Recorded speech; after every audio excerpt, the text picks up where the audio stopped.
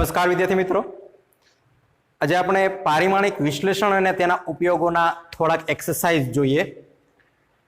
અગાઉ આપણે પારિમાણિક વિશ્લેષણ અને તેના ઉપયોગો જોયા હતા, એની સાથે સાથે એક્સરસાઇઝ પણ આપણે જોયા હતા. અત્યારે ફરી વખત પાછા આપણે થોડાક એક્સરસાઇઝ જોઈએ, જેથી કરીને આપણો જે ટોપિક છે વધારે પાવરફુલ બને.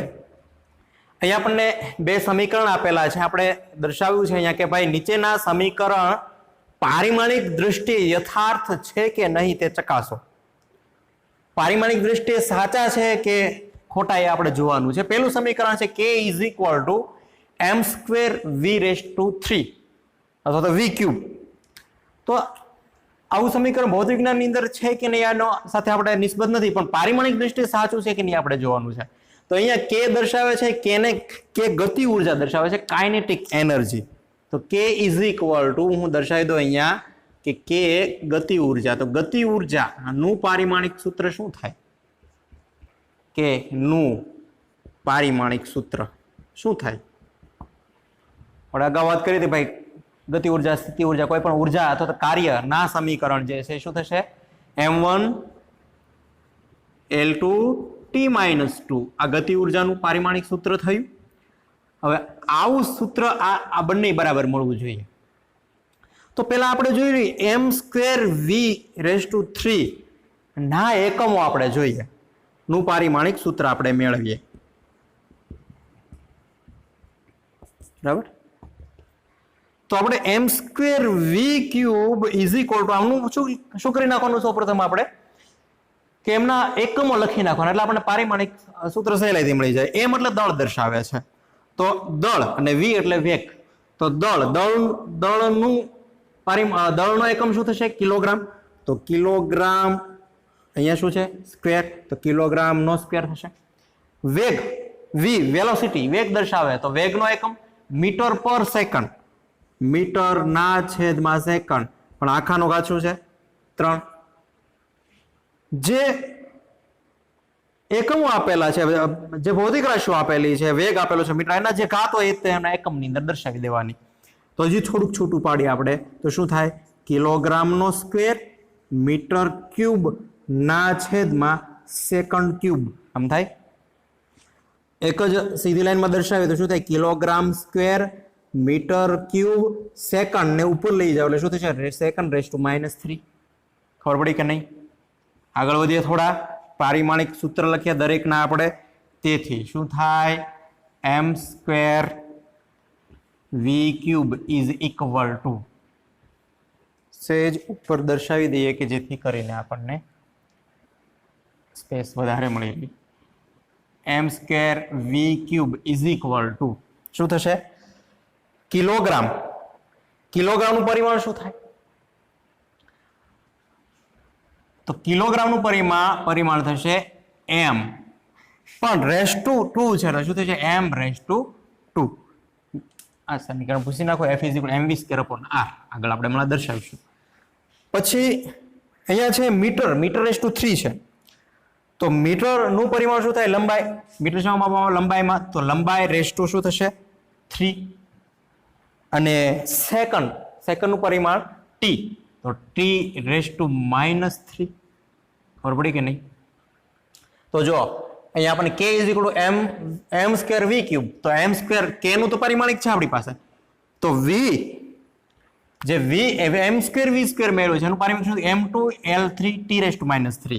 તો k નું પારિમાણિક = આ થવું જોઈએ ને? પણ અહીંયા શું થાય છે? બંને પારિમાણિક સરખા છે નહીં. આમ દર્શાવી શકાય m1L2T⁻². આ કોનું થયું? k નું પારિમાણિક = આનું થવું જોઈએ. કોનું? m2L3T⁻3 થવું જોઈએ, પણ થતું નથી, એટલે નોટ = ખબર પડી? m1L2T⁻2 not = m2L3T⁻3. તો આપેલ સમીકરણ અહીંયા લખીએ આપણે. આપેલ સમીકરણ પારિમાણિક દ્રષ્ટિએ યથાર્થ નથી, સાચું નથી. બરોબર કે નહીં? હાલ આનું કામ થઈ ગયું. બીજું જોઈએ આપણે હમણાં આપણે પૂછી નાખ્યું તો F is equal mv square upon R. બીજું છે આપણી પાસે F is equal to mv square upon R. તો આમાં આપણે બળ શુદ્ધ આ એફ શું દર્શાવે છે બળ, એમ દળ, વી વેગ અને આર અંતર. તો આપણે એફ નું પેલા પારિમાણિક મળે, એફ નું પારિમાણિક સૂત્ર શું થાય, એફ એટલે બળ, એફ ઇઝ ઇક્વલ ટુ એમ એ દળ ગુણ્યા પ્રવેગ. તો શું થશે એમનું પારિમાણિક, મેં કીધું હતું કે થોડાક અમુક પારિમાણિક બળ છે, કાર્ય છે, વેગ, પ્રવેગ એ બધા એના પારિમાણિક સૂત્રો યાદ રાખવા. તો શું થશે m1 L1 T માઇનસ 2 આપણે અગાઉ મેળવેલું છે બરાબર, એટલે અત્યારે આપણે મેળવતા નથી, એકમ કહી દો F is equal two ma. આમ જોવા જઈએ તો બળનો એકમ ન્યૂટન થાય, પણ હજી આગળ જઈએ તો શું થાય દળ ગુણ્યા પ્રવેગ, F is equal two ma એટલે kilogram metre per second square. કે પ્રવેગનો એકમ શું થાય મીટર પર સેકન્ડ સ્ક્વેર બરાબર ને, દળનો એકમ શું થાય કિલોગ્રામ. તો m1 L1 T minus 2 F નું પારિમાણિક સૂત્ર થયું. હવે આપણે મેળવીએ mv સ્ક્વેર અપોન આર નું પારિમાણિક સૂત્ર. તો પારિમાણિક સૂત્ર મેળવવા હોય તો શું થશે mv સ્ક્વેર અપોન આર ના એકમો દર્શાવી દઈએ. સૌ પ્રથમ પારિમાણિક સૂત્ર મેળવવા હોય તો હંમેશા એકમો જ દર્શાવો, પછી આગળ ચાલો. તો જો આગળ આપણને વી સ્ક્વેર આપણને આપેલો છે, તો વી એટલે વેગ થયો, તો એમનું ઘણી વખત તમે એકમ મીટર પર સેકન્ડ ન દર્શાવો તો ચાલે, સીધું પારિમાણિક સૂત્ર લખી નાખો તો ચાલે બરાબર. પણ અહીંયા આપણે હું તમને થોડુંક હજી ડિટેલ્સમાં ચાલીએ એટલે એકમ લખીને આગળ જોઈએ. ઘણી વખત શું થાય એકમ એકમ ગોળાઈ જતા હોય, અથવા તો એકમ સરખા એકમો જુદા પડતા હોય, કેન્સલ થતા હોય. એમ દળનો એકમ કિલોગ્રામ ગુણ્યા વી મીટર પર સેકન્ડ પણ કેવો ઓલ સ્ક્વેર ના છેદમાં આર દર્શાવે છે અંતર, એટલે એનો એકમ શું થશે મીટર. જો અહીંયા તે કેન્સલ થશે, મીટર જોજો હમણાં, એટલે એકમ દર્શાવવા મેં તમને કીધું છે. તો આગળ વધીએ કિલોગ્રામ મીટર સ્ક્વેર ના છેદમાં, આ એ સેકન્ડનો સ્ક્વેર થશે પણ શું છે અંશનો છેદ છેદમાં, એટલે મીટર તો છેદ તે ઓલરેડી આ ને આનો એકમ આવી જશે સેકન્ડ સ્ક્વેર. આમ થાય ને, જો આખું જુદું પાડો એટલે metre per second whole square થઈ જાય, અવડો પદ આવી જાય બરાબર. તો અહીંયા મીટર કેન્સલ થયા, શું વધ્યું કિલોગ્રામ મીટર સેકન્ડ ને ઉપર લઈ જાવ એટલે સેકન્ડ રેઝ ટુ માઇનસ 2. આપણે એક પારિમાણિક સૂત્ર લખીએ તો શું થાય કિલોગ્રામ નું પારિમાણિક m1, મીટર નું પારિમાણિક L1 અને સેકન્ડ નું પારિમાણિક T રેઝ ટુ માઇનસ 2. તો આ કોનું મળ્યું mv સ્ક્વેર અપોન આર નું પારિમાણિક સૂત્ર. જો આપણે કોને કોને સરખાવ્યા, એફ નું શું મળ્યું m1 L1 T minus 2, mv square upon R નું શું મળ્યું m1 L1 T raise two minus 2 મળી ગયું, બંને સરખા. તો આ પારિમાણિક દ્રષ્ટિએ યથાર્થ છે કે નહીં, તો શું થશે દર્શાવી દઈએ આપણે કે એફ નું પારિમાણિક શું છે m1 L1 T minus 2 is equal to mv square upon R નું પારિમાણિક m1 L1 T માઇનસ 2. આ બંને ઇક્વલ ટુ થશે, અહીંયા નોટ ઇક્વલ ટુ થઈ ગયા, નોટ ઇઝ ઇક્વલ ટુ હોય અને વચ્ચે લીટો મારી દે એટલે કેન્સલ થઈ જાય, નોટ ઇઝ ઇક્વલ ટુ એમ થાય. તો આપેલ સમીકરણ પારિમાણિક દ્રષ્ટિએ કેવું છે યથાર્થ. આપેલ સમીકરણ પારિમાણિક દ્રષ્ટિએ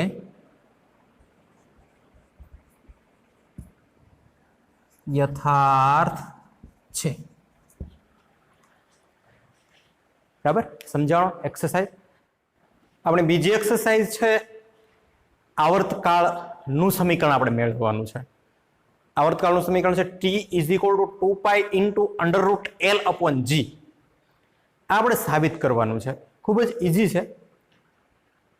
આપણે દોલનોની અંદર આ સમીકરણ આવશે, પણ એ પહેલા આપણે થોડીક માહિતી છે એટલે મેળવી લઈએ. તો એક્સરસાઇઝ છે અહીંયા એક સાદું લોલક વિચારો, સાદું લોલક સિમ્પલ પેન્ડ્યુલમ. એટલે મેં અગાઉ તમને વાત કરી હતી કે ભાઈ એક દોરી હોય ને, દોરી સાથે નીચે તમે પથ્થર બાંધી દો અને પથ્થરને તમે પકડી અને છોડી દો તો એ દોલનો કરશે બરાબર.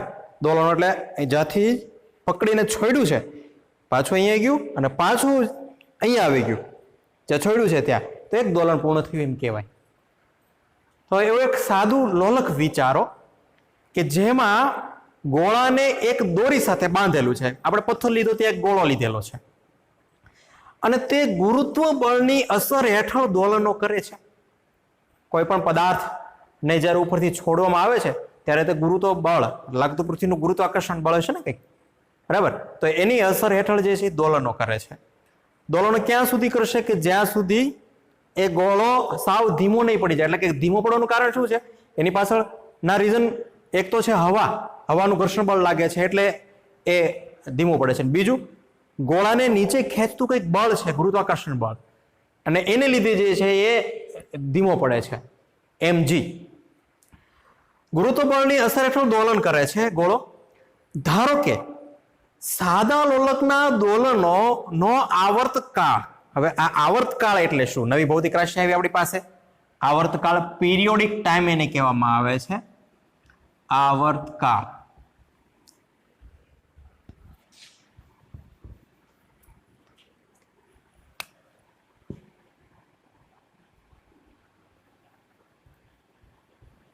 આવર્તકાળ, પીરિયોડિક ટાઈમ. આ આવર્તકાળ એટલે શું? કે એક દોલન, ધોરણ 9 માં આવ્યું છે પણ ભૂલાઈ ગયું છે, કાંઈ વાંધો નહીં, આપણે ફરી વાર જોઈએ. એક દોલન પૂર્ણ કરવા માટે લાગતા સમયને આવર્તકાળ, પીરિયોડિક ટાઈમ કેપિટલ ટી આપણે દર્શાવી દઈએ, આવર્તકાળ કહે છે. એક દોલન પૂર્ણ. એક દોલન ક્યારે થયું કહેવાય? મેં હમણાં વાત કરી એમ કે અહીંયા કોઈ સ્ટેન્ડ છે, અહીંયા દોરી બાંધી દીધેલી છે, આ ગોળો છે, ગોળાને નીચે mg જેટલું ગુરુત્વ બળ લાગે છે, F = mg. આ m ગોળાનું દળ છે, g પૃથ્વીનું ગુરુત્વાકર્ષણ બળ છે. હવે આને અહીંયાથી હું પકડી રાખું છું પહેલા, બરાબર?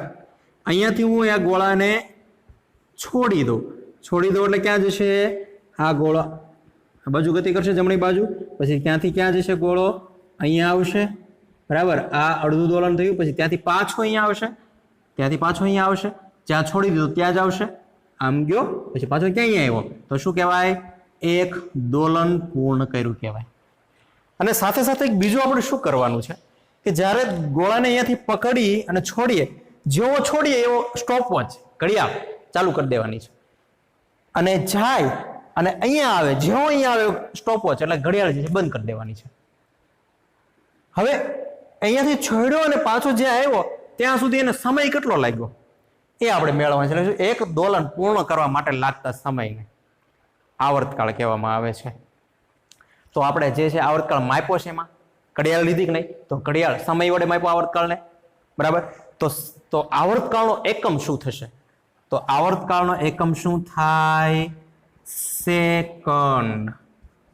આ દોલનો હશે એ સેકન્ડમાં જ છે ને? દોલન હશે સેકન્ડમાં જ હશે. મિનિટમાં તમે એમ કહેશો આપણે મિનિટમાં લેવો હોય તો મિનિટમાં બને તો શું કરવું પડે? આ દોરીની લંબાઈ ખૂબ જ વધારવી પડે, બરાબર? તોય લગભગ મિનિટમાં નહીં થાય. આ જે છે આપણે, અને આમે તે મિનિટમાં થાય તો પણ આપણે જે છે એકમ એનો શું આવશે? સેકન્ડ. ખૂબ મોટો હિંચકો હોય, તમે તમારી વાડીએ બાંધેલો હોય અને લાંબો હિંચકો બાંધેલો હોય, તો તમે હિંચકો ખાઓ તો ઉપર જાઓ, પછી પાછા જેટલું ઉપર ગયા એટલા જ બળથી નીચે આવ્યા તમે, બરાબર? એટલા જ સામેની બાજુ જશો. જેટલી દોરી લાંબી કરશો એટલું જે છે એ આવર્તકાળ જે છે એ વધશે, બરાબર? તો આવર્તકાળનો એકમ થયો સેકન્ડ. તો અહીંયા આપણને શું કીધું છે? આપણું જે રકમ બાકી છે કે ધારો કે સાદા લોલકના દોલનનો આવર્તકાળ કોની ઉપર આધાર રાખે છે? આવર્તકાળ ટી. આ આવર્તકાળ ટી, આવર્તકાળ કોની ઉપર આધાર રાખે છે? એક તો જે લંબાઈ લીધી છે આવડે દોરીની લંબાઈ, એ લંબાઈ ઉપર આધાર રાખે છે. લંબાઈ ખાસ ધ્યાન રાખજો વિદ્યાર્થી મિત્રો, બહુ ધીમે ધીમે આપણે ચાલીએ છીએ. લંબાઈ ઉપર આધાર રાખે. બીજું, ગોળાનું દળ. આ ગોળો જે લીધો છે એનું દળ, માસ, એ ગોળાના દળ ઉપર આધાર રાખે છે. ગોળાનું દળ. અને ત્રીજું કોનું ઉપર આધાર રાખે છે? ગુરુત્વાકર્ષણ બળ પર આધારિત છે, એવું આપણને રકમની અંદર કીધું છે. તો અહીંયા જે છે ગોળો છે, કોઈ પણ પદાર્થ છે, પૃથ્વી પર રહેલો દરેક પદાર્થ ગુરુત્વાકર્ષણ બળ અનુભવે છે. આ માર્કર છે ને અહીંથી છોડી દઉં તો એ નીચે પડે છે, એનું કારણ ગુરુત્વાકર્ષણ બળ છે. તો દરેક પદાર્થ પર, એટલે ગોળો અહીંયા છે તો ગોળા પર ગુરુત્વાકર્ષણ બળ લાગશે ને, તો એ ગુરુત્વાકર્ષણ બળ ઉપર આધારિત છે. તો આ ત્રણ વસ્તુ આપણને આપેલી છે. જી ગુરુત્વ પ્રવેગ, જી ગુરુત્વ પ્રવેગ ઉપર આધાર રાખે છે. બરાબર પડી કે નહીં? તો પરિમાણની રીતનો ઉપયોગ કરીને આવર્તકાળનું સૂત્ર મેળવવાનું છે. T is equal to 2 pi into under root L upon G. આવું આપણે સાબિત કરવાનું છે. આ કેવી રીતે એવું મેળવવાનું છે આપણે, બરાબર? તો અહીંયા આપણને દર્શાવી દીધું છે કે ભાઈ આ T belongs to, T કોની ઉપર આધાર રાખે છે, બરાબર? T જે છે એક તો લંબાઈ ઉપર આધારિત છે, બીજું દળ ઉપર આધારિત છે, અને ત્રીજું ગુરુત્વ પ્રવેગ, બરાબર? ગુરુત્વાકર્ષણ બળ આવી જશે, F is equal to mg લખો, આ બળ થયું F is equal to mg. તો ગુરુત્વ પ્રવેગ ઉપર આધારિત છે. એટલે આ જી શું છે? પ્રવેગ. પ્રવેગને એ વડે પણ દર્શાવવામાં આવે, જી વડે પણ દર્શાવો. જો ક્લાસિકલ મિકેનિક્સ લઈએ તો આપણે કોઈ ગાડી ચાલે છે, વાહન ચાલે છે, તો એનો પ્રવેગ માપવો હોય તો આપણે એ વડે દર્શાવીએ, એક્સલરેશન. અથવા તો કોઈ ઓર્બિટલની અંદર મોશન કોઈ કરતો હોય પદાર્થ, તો એને એ વડે દર્શાવી. અને પૃથ્વીના ગુરુત્વાકર્ષણ સાથે જ્યારે આપણે દર્શાવવું હોય ત્યારે આપણે એને સ્મોલ જી સાથે દર્શાવશું. તો આ આવર્તકાળ જે છે, સાદા લોલકનો આવર્તકાળ, આ એક અહીંયા જાય ને પછી પાછું અહીંયા, એટલે કે એક દોલન પૂર્ણ થાય, તો આ દોલન પૂર્ણ થાય તો એની કઈ કઈ ભૌતિક રાશિઓ આધારિત છે? તો એક જે છે એ લંબાઈ, જે આ જે લંબાઈ લીધી છે દોરી, એની ઉપર આધારિત રહેશે. પછી બીજો નીચે જે કેટલા દળનો પદાર્થ લટકાવેલો છે એની ઉપર આધારિત રહેશે. અને ત્રીજું પદાર્થ પર લાગતા પૃથ્વીનું ગુરુત્વાકર્ષણ બળ ઉપર આધારિત રહેશે. જી ગુરુત્વ પ્રવેગ ઉપર આધારિત રહેશે. જી હવે અહીંયા આને આપણે આની ઘાત વડે દર્શાવી દઈએ. આની ઘાત ધારો કે a છે, આની ઘાત b અને આની c. કારણ કે આવર્તકાળનું પારિમાણિક લખશું ને, આના પારિમાણિક બધા લખશું ને પછી આપણે એને સરખાવશું. ચલે છે કાઢવું હોય તો મારે અચળાંક મૂકવું પડે. અચળાંક મૂકી દો k. તેથી શું થાય? T is equal to k L raised to a m raised to b અને g raised to c. ખબર પડી કે નહીં? આ બધાના પારિમાણિક લખી લઈએ તો m0 L0 T1 આમ થશે ને, કારણ કે આવર્તકાળનું પારિમાણિક, આવર્તકાળ એટલે શું પારિમાણિક થયું એમનું, એનો એકમ થયો સેકન્ડ. સેકન્ડનું પારિમાણિક શું થાય? T1 is equal to k નું પારિમાણિક અચળ છે, આપણે નહીં લખીએ. L એટલે દોરીની લંબાઈ, L એટલે શું થયું? લંબાઈ. લંબાઈનું પારિમાણિક L raised to a, બરાબર? આને 1 આપી દઉં. અને m એટલે જે પદાર્થ લીધો છે એનું દળ, એટલે શું થયું? કિલોગ્રામ. કિલોગ્રામ શું દર્શાવવામાં આવે છે?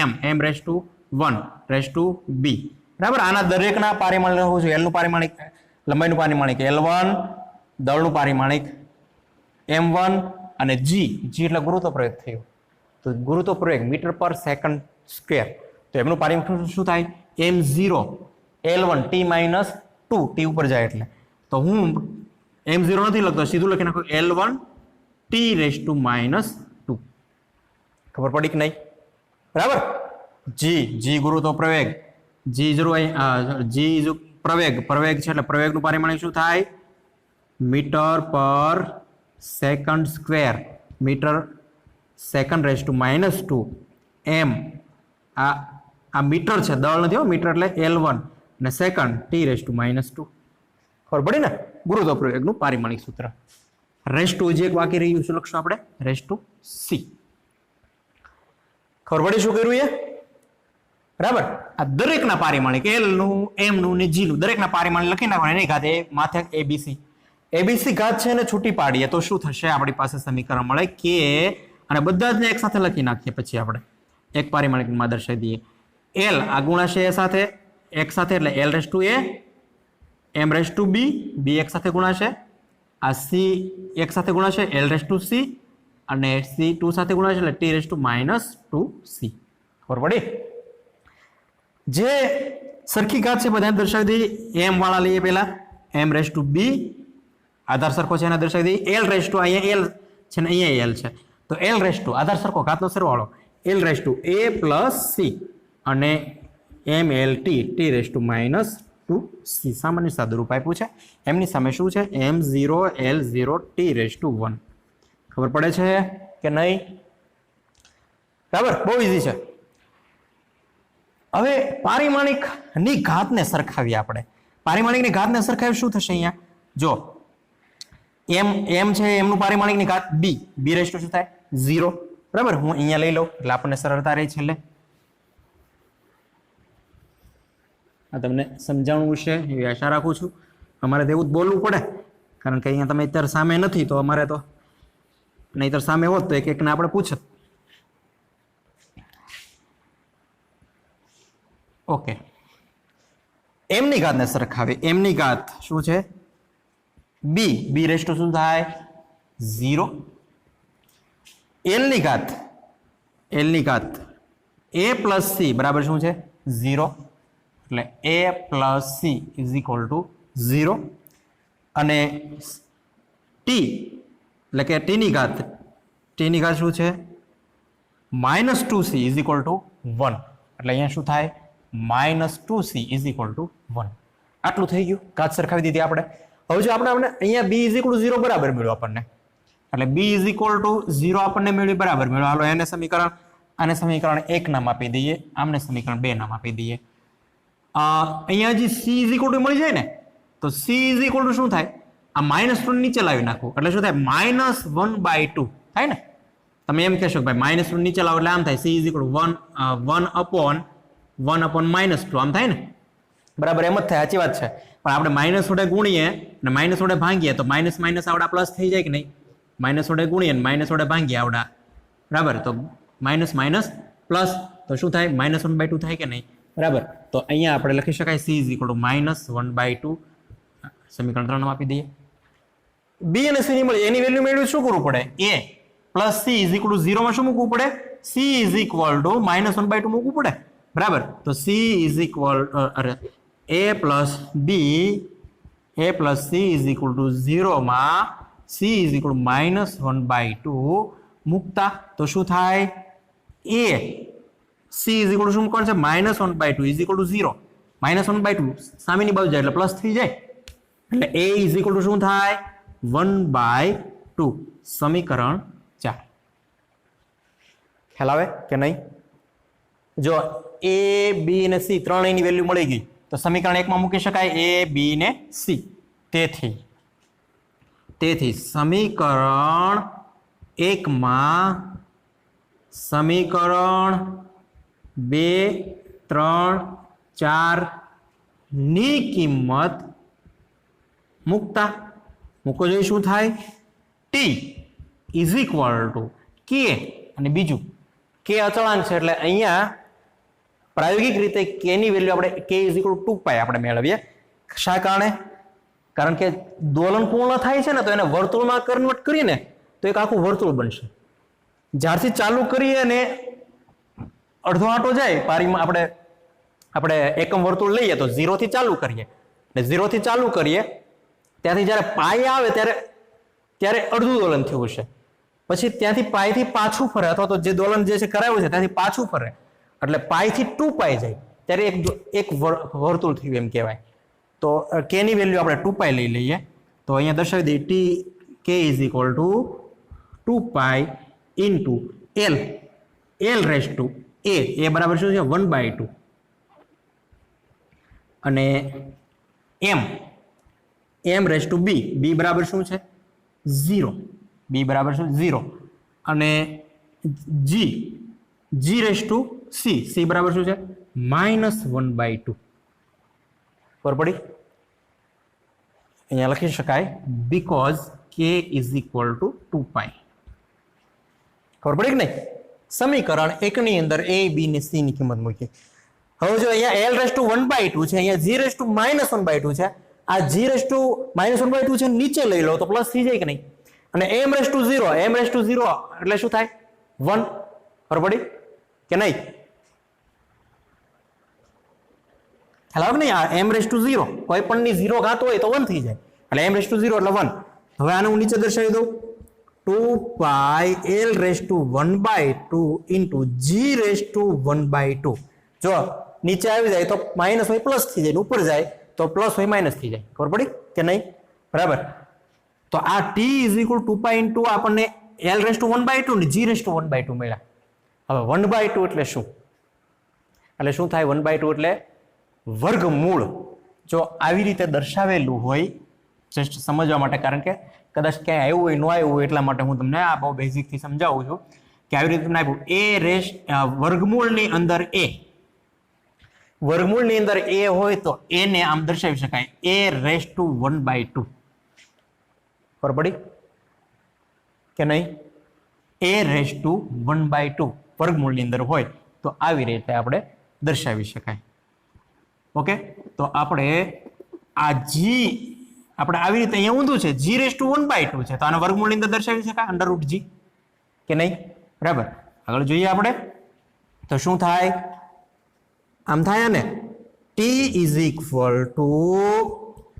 2π તો છે જ તે l ને પણ વર્ગમૂળની અંદર દર્શાવી શકાય g ને પણ વર્ગમૂળની અંદર દર્શાવી શકાય મારે અલગ અલગ દર્શાવો એને કરતા બંનેને એક જ છાપરાની અંદર લઈ લઉં તો l/g લઈ શકાય હજી આને છૂટું પાડો તો શું થાય √l ના છેદમાં √g બરાબર તો અહીંયા જે હતું એની કિંમત આપણને મળી જાય તો આપણું જે સમીકરણ સાબિત કરવાનું હતું એ આપણને મળી ગયું છે t = 2π × √l/g તો આ આવર્તકાળનું સમીકરણ છે બરાબર ખાસ યાદ રાખજો બધે જ ઉપયોગી થશે તમારે તો આ જે છે એ આપણે જે પારિમાણિક વિશ્લેષણની ઉપયોગિતા જે છે એક તમે આપણે જોઈ નેક્સ્ટ એક્સરસાઇઝ છે આપણો ગુરુત્વાકર્ષણ બળને રિલેટેડ આવા એક્સરસાઇઝ આપણને કોમ્પિટિટિવ એક્ઝામની અંદર પૂછાતા હોય છે તો એક્સરસાઇઝ આપણો છે કે ભાઈ સાર્વત્રિક ગુરુત્વાકર્ષી અચળાંકનું પારિમાણિક સૂત્ર જણાવો સાર્વત્રિક ગુરુત્વાકર્ષી અચળાંકની વાત કરી છે તો એ શેમની અંદર આવશે કે સાર્વત્રિક ગુરુત્વાકર્ષણ બળનો નિયમ છે F = g × m1 × m2/r². જ્યારે સાવ શરૂઆતમાં આપણે લેક્ચર સ્ટાર્ટ કર્યા ત્યારે જે પ્રથમ યુનિટની અંદર 4 મૂળભૂત બળો હતા એમાંનું એક ગુરુત્વાકર્ષણ બળ પણ હતું તો એમાં આપણે જોયું હતું કે ભાઈ ગુરુત્વાકર્ષણ બળ કોની વચ્ચે લાગે કોઈ પણ બે જુદા જુદા દળ ધરાવતા પદાર્થોની વચ્ચે તો શું હતું કે લાગતું બળ તે બે પદાર્થોના દળના ગુણાકારના સમપ્રમાણમાં અને તેની વચ્ચેના અંતરના વર્ગના વ્યસ્ત પ્રમાણમાં હોય છે આ આપણે ગુરુત્વાકર્ષણનો સાર્વત્રિક નિયમ આપણે જોયો હતો ગુરુત્વાકર્ષણ બળનો તો F = g × m1 × m2/r² એ એમનું થયું હવે આમાં F બળ છે g ગુરુત્વાકર્ષી સાર્વત્રિક અચળાંક જે અત્યારે આપણે મેળવવાનું છે એમનું પારિમાણિક સૂત્ર એ m1 m2 દળ છે ને r બંને પદાર્થો વચ્ચેનું અંતર છે તો g ને સૂત્ર કરતા કરી નાખી g = શું થશે આ f તો ત્યાં ને ત્યાં છે g ને સૂત્ર કરતા કરી એટલે શું કરીએ આપણે એમને ત્યાં ને ત્યાં રહેવા દો હાલ g ને ત્યાં ને ત્યાં રહેવા દીધો આ r આમની સાથે ગુણાશે r² એટલે શું થાય f × r² આમ થાય બરાબર ના m1 × m2 ક્યાં આવતા રહેશે એ નીચે આવતા રહેશે ક્યાં આવ્યા અહીંયા m1 × m2 કોના બરાબર મળ્યો આપણને g બરાબર મળ્યું કે નહીં આપણે મેળવવાનું g છે તો થોડુંક વ્યવસ્થિત લખી નાખીએ તો શું થાય g = અને અહીંયા લખી ચાલે ને f_r² m1 × m2 આ આપણું આ પ્રકારનું આપણને સમીકરણ મળે જ્યારે g ને સૂત્ર કરતા કરીએ ત્યારે હવે આપણે પારિમાણિક સૂત્ર મેળવવાનું છે પારિમાણિક સૂત્ર મેળવવું શું કરવું પડે જો બે રીતે મેળવી શકાય એક તો આના દરેકના એકમ લખીને f નો એકમ ન્યૂટન થાય ન્યૂટન આપણે ન ચાલે એટલે આપણે આગળ જવું પડે kilogram metre per second square એ પછી અંતર છે r તો મીટર થશે અહીંયા સ્ક્વેર છે એટલે મીટર/2 થશે m1 m2 દળ છે એટલે કે કિલોગ્રામ થશે કિલોગ્રામનો સ્ક્વેર થશે એમ પણ લખી શકો અને સીધા પારિમાણિક સૂત્ર લખીને પણ કરી શકો આપણે સીધું પારિમાણિક સૂત્ર લખીએ તો લખીએ g નું પારિમાણિક સૂત્ર = શું થશે બળનું પારિમાણિક સૂત્ર ખબર છે આપણને m1 l1 t - 2 m1 l1 t - 2 અને r અંતર છે તો અંતરનું પારિમાણિક l1 થાય પણ રેઝ ટુ ઘાત 2 છે એટલે શું થાય કે આપણે l2 ના છેદમાં m1 × m2 એટલે શું થયું દળ તો દળનું પારિમાણિક m1 × m1 થાય ને m1 × m1 ખબર પડી કે નહીં દળના પારિમાણિક થોડુંક વ્યવસ્થિત લખી નાખીએ દળને ઉપર લઈએ અહીં m2 થઈ જશે એટલે અહીંયા આપણી પાસે m1 l1 t - 2 છે અને l2 છે આપણે m2 કરી નાખીએ અને ઉપર લઈ જઈએ એટલે m−2 થાય કે નહીં MLT ના સંદર્ભમાં દર્શાવી અહીંયા m આધાર સરખો છે, ઘાતનો સરવાળો થતો સરવાળો, બાદબાકી થતો બાદબાકી, -2 છે, અહીંયા 1 છે એટલે શું થશે m⁻⁻1 l, અહીંયા l⁻2 છે, l⁻1 છે એટલે l⁻3 અને અહીંયા t⁻2. તો g નું પારિમાણિક સૂત્ર આપણને m-1 l⁻3 અને t⁻2 એ આપણું મળે. ખબર પડી કે નહીં? તો આ સૂત્રનો ઉપયોગ કરીને હજી એક આગળ એક્સરસાઇઝ આપણે જોઈએ. Okay, last one exercise. અહીંયા આપણને આપેલું છે કે √GH/c³ નો સૂત્રનો મૂળભૂત ભૌતિક રાશિ સાથેનો સંબંધ શું છે? આપણી 7 મૂળભૂત ભૌતિક રાશિ છે, એમની સાથેનો આનું જે આપણે હમણાં પારિમાણિક સમીકરણ મેળવીને છેલ્લે કઈ મૂળભૂત ભૌતિક રાશિ આવે છે એ આપણે જોવાની છે. થોડોક મોબાઈલની ટેકનિકલ એરરના કારણે છેલ્લો એક્સરસાઇઝ રહી ગયો હતો એટલે તમને એમ લાગતું છે કપડાં કેમ બદલી ગયા. કાંઈ વાંધો નહીં, આગળ વધીએ. આપણી પાસે અહીંયા √GH/c³ નું સમીકરણ આપેલું છે. તો આના જે અંદર ભૌતિક રાશિઓ છે એ દર્શાવી દીધી. તો g એ શું છે?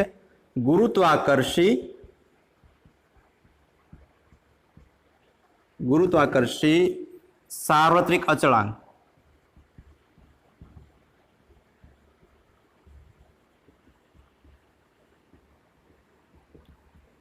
h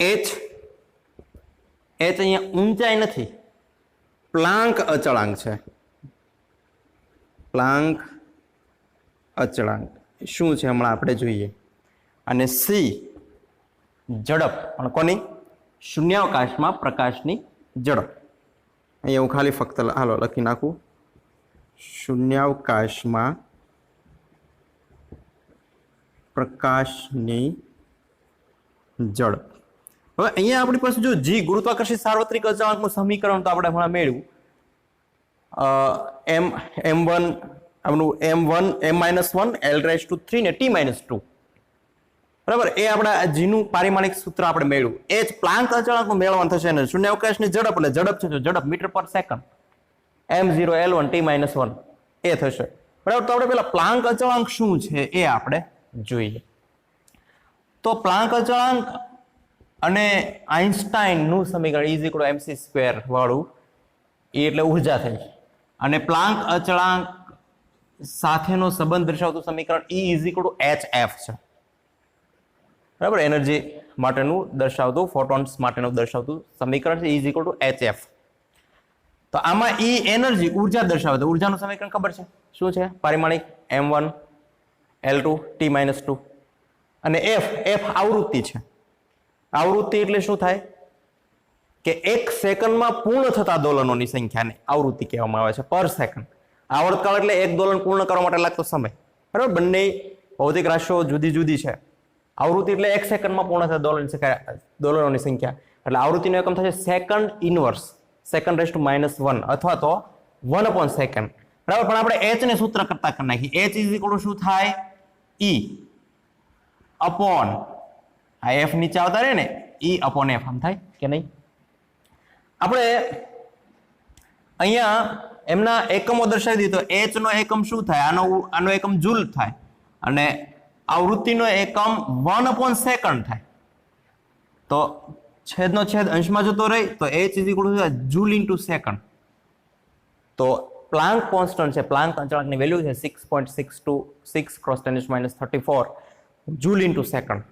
આમની કંઈક ફિક્સ વેલ્યુ છે, બરાબર. કેમ આપણે k ની વેલ્યુ છે, g ની વેલ્યુ છે, આ g લીધું ને આપણે અહીંયા, g ની વેલ્યુ અચળ છે, એવી રીતે h ની પણ પ્લાન્ક અચળાંક છે એમની પણ વેલ્યુ ફિક્સ છે, અચળ છે. તો આપણે તો h નું પારિમાણ મેળવવાનું છે. તો જો h નું પારિમાણ મેળવીએ આપણે તો જૂલ, એટલે જૂલ કોનો એકમ થયો? ઉર્જાનો અથવા કાર્યનો. તો એમનું પારિમાણિક શું થાય? m1 l2 t-2 આ જૂલનું પારિમાણિક થયું, અને આ સમય સેકન્ડ એટલે શું થશે? t⁻1 થાય કે નહીં? જો ખાસ ધ્યાન રાખજો, આવૃત્તિનો એકમ સેકન્ડ ઇનવર્સ, અહીંયા સેકન્ડ ઇનવર્સ લખો તો ઉપર જાઓ તો પ્લસ થઈ જાય, બરાબર. તો અહીંયા મેં 1/સેકન્ડ લખ્યું છે, કોઈ પણ લખી શકે, અથવા તો સેકન્ડ ઇનવર્સ આમ પણ લખી શકો આખાના છેદમાં, તો ઉપર જાય તો પ્લસ થઈ જશે. હતું નહીં થઈ ગયું પાછું. ઓકે, તો આપણે થોડુંક સદરૂપ આપી દઈએ. h m1 l2 અહીંયા t-2 છે, t⁻1 છે એટલે શું થશે? t-2 1 આ આપણને જે મળ્યું છે એ પ્લાન્ક અચળાંકની કિંમત આપણને જે છે એ મળી છે, પ્લાન્ક કોન્સ્ટન્ટ h, બરાબર, જે આપણે આ સમીકરણની અંદર આપણે મૂકવાની થશે એ છે. ઓકે, હવે જી જે છે એમની પણ આપણે લખી નાખીએ, ગુરુત્વાકર્ષિત સાર્વત્રિક અચળાંક. અહીંયા આપણે લખી શકાય પ્લાન્ક અચળાંક નું પારિમાણિક સૂત્ર, ને અહીંયા લખી નાખીએ આપણે ગુરુત્વાકર્ષી અચળાંક નું પારિમાણિક સૂત્ર. Is it clear? તો આપણે ગયા લેક્ચર હમણાં નેક્સ્ટ જો એમની અંદર હતું g ઇઝ ઇક્વલ ટુ શું થતું હતું, g is equal two m-1 l⁻³ અને t⁻². Is it clear? આ આપણું જે છે ગુરુત્વાકર્ષિત સાર્વત્રિક અચળાંકનું સમીકરણ થયું g, બરાબર. એવી જ રીતે હજી કોનું બાકી છે, g આવી ગયો, h આવી ગયો, c પ્રકાશનો વેગ. તો અહીંયા લખી દઈએ આપણે c નું પારિમાણિક સૂત્ર.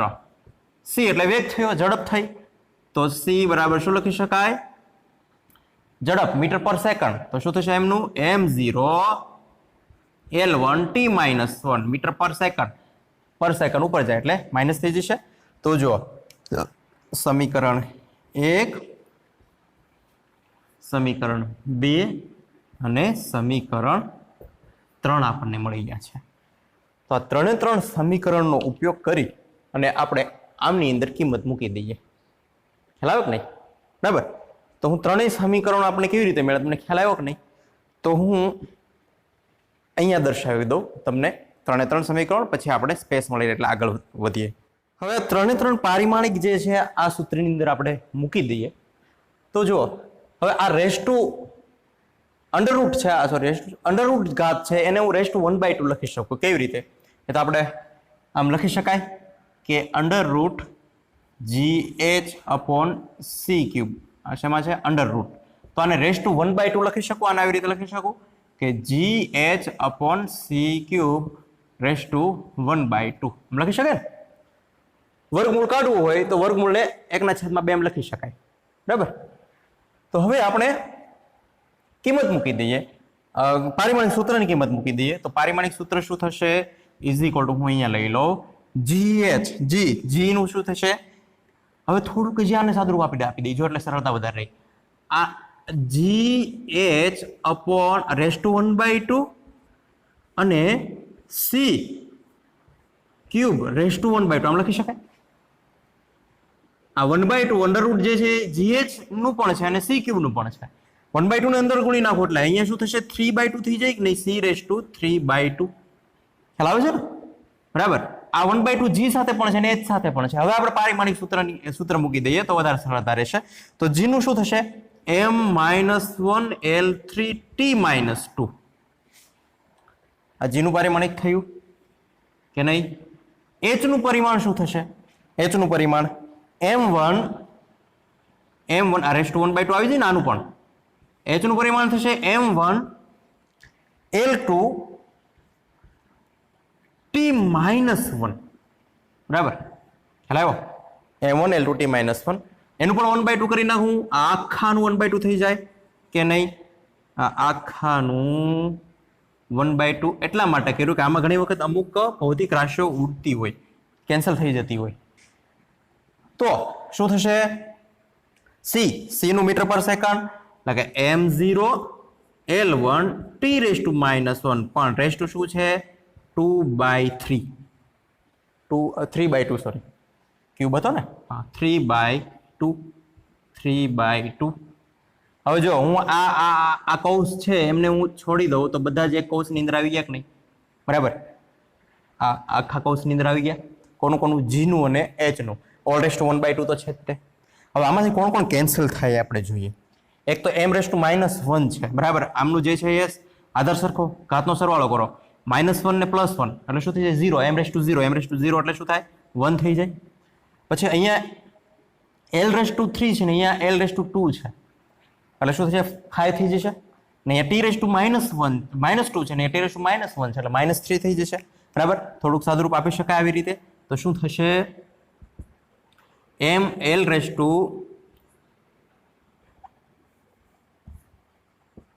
l raise to 5 t raise to -3, બરાબર.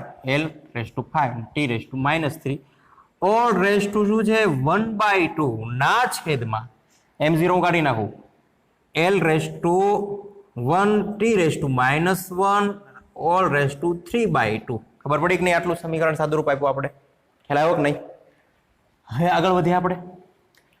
આ 1/2 ને અંદર ગુણી નાખી એટલે કોના છેદમાં આવશે?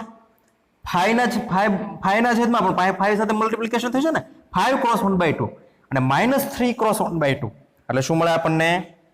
Is equal two l 5 cross આ 1/2 અંદર ગુણી જશે એટલે શું થાય? 5/2 અને t રેઝ ટુ -3 એટલે શું થાય? t રેઝ ટુ -3/2 ના છેદમાં શું છે? l એટલે l 3/2 સાથે ગુણાઈ જશે, બરાબર. એટલે શું થાય? l રેઝ ટુ 3/2 અને અહીંયા શું થશે? t રેઝ ટુ -3/2 થાય કે નહીં? ખબર પડી? બરાબર. આ 3/2 કોની સાથે? l સાથે. l રેઝ ટુ 1 સાથે પણ ગુણાઈ જાય અને હવે 3/2 -1 સાથે પણ ગુણાઈ જાય. ઓકે, આગળ વધીએ. હવે જો અહીંયા l t રેઝ ટુ -3/2, અહીંયા t રેઝ ટુ -3/2, -3/2 ઉપર લઈ જાય એટલે પ્લસ થઈ જાય, તો આ બંને કેન્સલ થઈ જાય કે નહીં? બરાબર. l રેઝ ટુ 3/2 છે ને ઉપર લઈ જઈએ આપણે, બરાબર. આ l રેઝ ટુ 3/2 છે ઉપર લઈ જઈએ તો શું નવું સમીકરણ મળે? l રેઝ ટુ 5/2 તો છે તે ઇન્ટુ l રેઝ ટુ -3/2 આમ થાય. ખબર પડી ને? બરાબર. આ l રેઝ ટુ ને ઉપર લઈ જાય, l રેઝ ટુ 3/2 ને માઇનસ થઈ જાય. જો આધાર સરખો ઘાતનો શું થશે? સરવાળો. એટલે શું થાય? l raise to 5/2 minus l raise to 5/2 minus 3/2 થાય કે નહીં? બરાબર. ઓકે, હજી સાદુરૂપ આપણે આગળ લઈ લઈએ. l રેઝ ટુ જો આધાર સરખો છે તો શું થાય? 5 - 3 આખાના છેદમાં 2 આમ થાય. 5 - 3 એટલે શું થાય? 2 l રેઝ ટુ 2/2 2/2 કેન્સલ થાય એટલે 1 વિધા એટલે શું મળે? Is equal two l. આને શું કહેવામાં આવે છે? લંબાઈ. જો તો આ સમીકરણ છે અંડરરૂટ gh, બરાબર. દર્શાવી અંડરરૂટ gh અપોન c³ સમીકરણ કોની સાથે? 7 મૂળભૂત ભૌતિક રાશિઓમાંની કોની સાથેનો સંબંધ દર્શાવે છે? લંબાઈ સાથેનો. ખ્યાલ આવ્યો કે નહીં? તો આવા એક્સરસાઇઝ આપણને એક્ઝામની અંદર કે કોમ્પિટિટિવ એક્ઝામની અંદર પૂછી શકતા હોય છે. ઓકે, તો તમને સમજાણું હશે. સૂત્રો થોડાક નવા આવે છે, પ્લાન્ક, અચળાંક ને એવા બધા, પણ હજી જેમ જેમ તમે ધોરણ 12 ની અંદર આવશો ત્યારે એ વધારે ડિટેલ્સની અંદર આવશે, પણ અત્યારે થોડા આપણે યાદ રાખવા. ઓકે, આજનો લેક્ચર આટલો રાખીએ. Best reading. Have good day. Thank you.